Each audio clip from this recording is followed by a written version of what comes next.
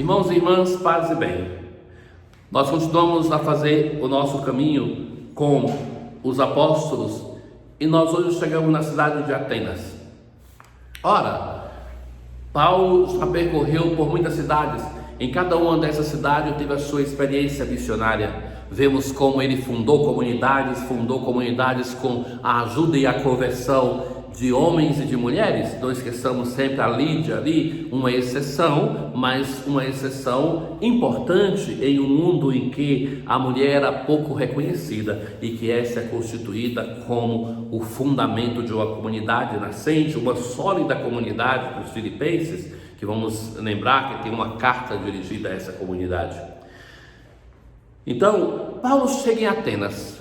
Atenas, a capital, a cidade intelectual, a cidade daqueles que eram os conhecedores, os defensores da cultura, da filosofia grega. Devemos reconhecer a riqueza dessa sabedoria antiga que nos foi transmitida também e tem é um componente importante na formação da nossa identidade cultural. Ora, Paulo, que está ali naquela cidade cheia de templos, de monumentos, de estátuas, ele vai dizer assim, que vejo que vós sois extremamente religiosos. E que entre esses monumentos ele encontrou também um altar ao Deus desconhecido. Então, aquele que vocês não conhecem, eu vos anuncio. E começa a evangelizar. O querigma começa a ser anunciado. O Deus que fez o mundo e percorre, é Ele que dá a todos a vida, a respiração e tudo mais. E que assim fez para que buscassem a Deus e para ver se o descobriam, ainda que as apalpadelas.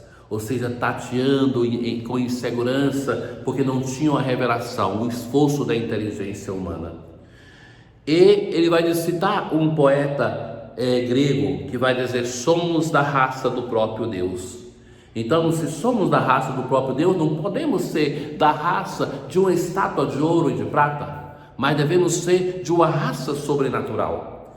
E vai dizer assim que o anúncio que ele faz convida a um arrependimento. Então aqui chegamos ao Paulo e encaminha para chegar nesse momento de discurso, porque sempre quando se faz o anúncio do querigma nos Atos dos Apóstolos é um convite à conversão.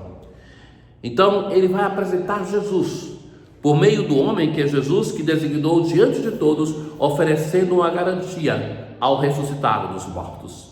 Ora, os gregos, eles acreditavam em reencarnação, não tanto no sentido dos espíritas do mundo de hoje, mas eles acreditavam em uma certa reencarnação, metempsicose.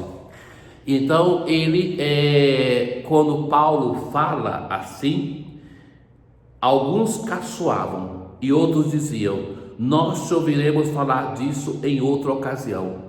Esse episódio de Paulo é considerado sempre como uma falência do seu ministério.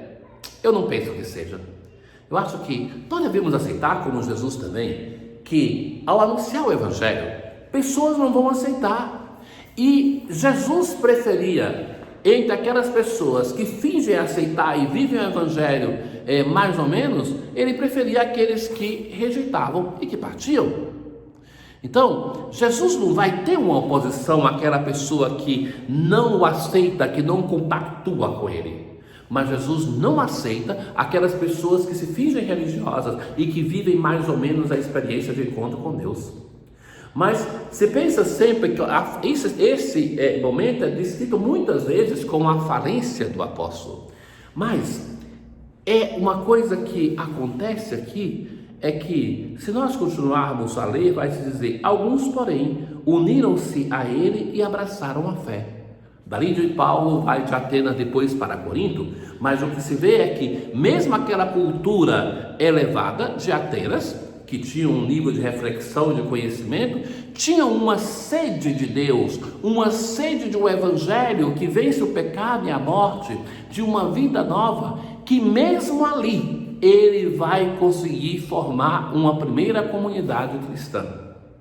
Sabe que, passando pela última vez na Grécia, ali em Atenas, me chamou tanto a atenção uma coisa.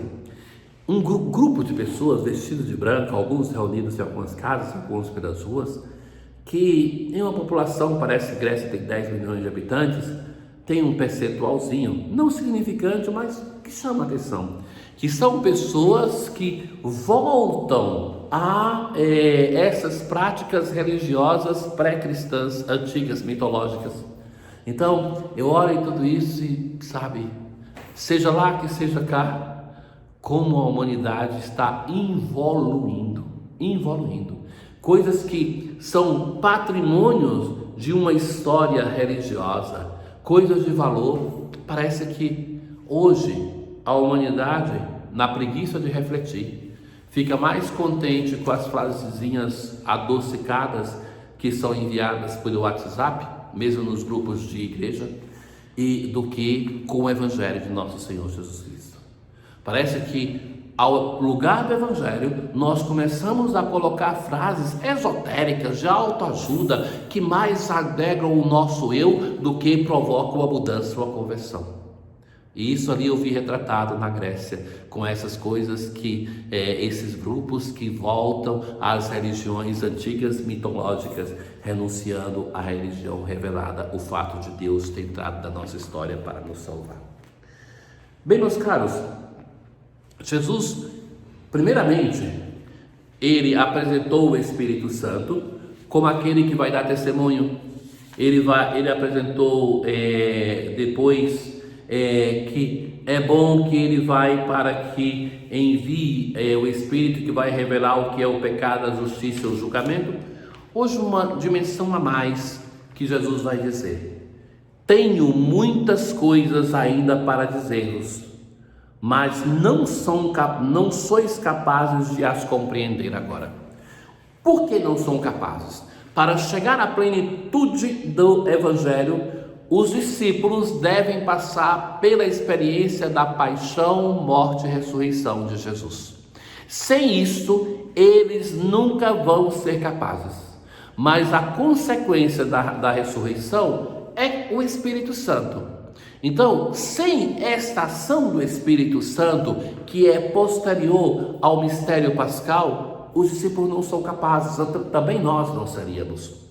Então, Jesus vai dizer: quando, porém, vier o Espírito da verdade, ele vos conduzirá à plena verdade. É fato, caríssimos, que nós hoje entendemos muito mais do mistério de Cristo, de Deus, de igreja, da revelação, do que os apóstolos.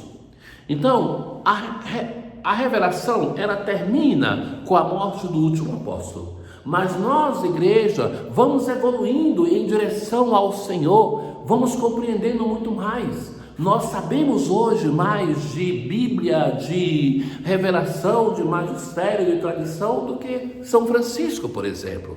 Ou seja, que a nossa experiência de Deus não fica congelada há 2000 anos atrás, há 800 anos atrás. Então, é o Espírito de Deus que vai suscitando isso em nós. É o Espírito Santo de Deus que vai nos formando. É o Espírito Santo de Deus que vai agindo em nós, para que nós cheguemos à plena verdade. E essa plena verdade é o Senhor Jesus. É Ele que se apresenta e o é de fato caminho, verdade e vida. Ora, Jesus continua: pois Ele não falará por si mesmo, mas dirá tudo o que tiver ouvido, e até as coisas futuras vos anunciará. Como é possível prever o futuro? Não se prevê o futuro como fazem os pagãos com a bola de cristal, mas é aquilo que se chama de discernimento. O discernimento permite a uma pessoa unida a Deus saber que, se ele encaminha a sua vida deste modo, ele vai terminar deste jeito. Para isso não precisa de uma bola de cristal. Isso não é adivinhar o futuro, que é condenado pela palavra de Deus, mas é discernimento. Nós sabemos que seremos felizes se vivemos de acordo com aquilo que Deus quer de nós. Mas isso não porque adivinhamos, mas porque o discernimento conduzido pelo Espírito de Deus nos indica que assim é o destino daqueles que vivem de tal modo, ou o contrário. E ele receberá do que é meu e vos anunciará. Então se fala, termina o evangelho de hoje, porque se fala, tudo o que o Pai possui é meu, e fala da comunhão na Trindade Santa, que age em nós através do seu Espírito. Tenham todos um bom dia, o Senhor esteja convosco, Ele está no meio de nós. Abençoe-vos o Deus Todo-Poderoso, o Pai, o Filho e o Espírito Santo. Paz.